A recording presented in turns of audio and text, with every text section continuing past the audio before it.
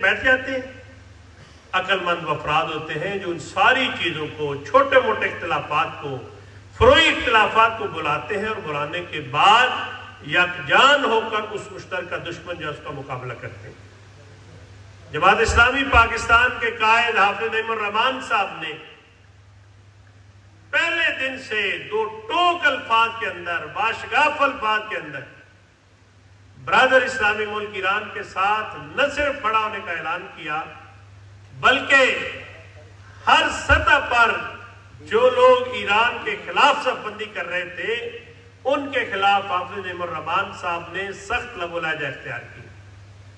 میں اس موقع پر یہ بات بھی بتانا ضروری سمجھتا ہوں کہ بسا اوقات اسٹیٹ کی پالیسی بظاہر کوئی اور ہوتی ہے، عملاً کوئی اور ہوتی ہے. ہمارے ہاں بھی شارٹ ٹیمپر لوگ موجود ہوتے ہیں، چائے کی پیالی کے اندر طوفان اٹھانے والے لوگ بھی موجود ہوتے ہیں. ہر ایک دانشور ہوتا ہے، ہر ایک تجزیہ کرنے والا ہوتا ہے، ہر ایک حکیم ہوتا ہے، ہر ایک ڈاکٹر ہوتا ہے اس ملک کے اندر، اور ان کا یہ خیال ہے کہ جو تجزیہ وہ کر رہے ہیں وہی اصل تجزیہ ہے. میں سمجھتا ہوں کہ اگر ایران کی قیادت نے باضابطہ پاکستان کا شکریہ ادا کیا ہے،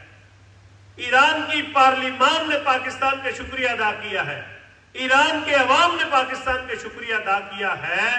تو ہمیں جن کے ساتھ جنگ ہو رہی ہے، جو اس طاغوتی طاقت کا مقابلہ کر رہے ہیں، اگر ان تک پاکستان کی طرف سے ٹھنڈی ہوا پہنچی ہے تو میں کس نے یہ کہا ہے کہ آپ یہاں پاکستان کے اندر نفرتوں کی دیوار کھڑی کریں.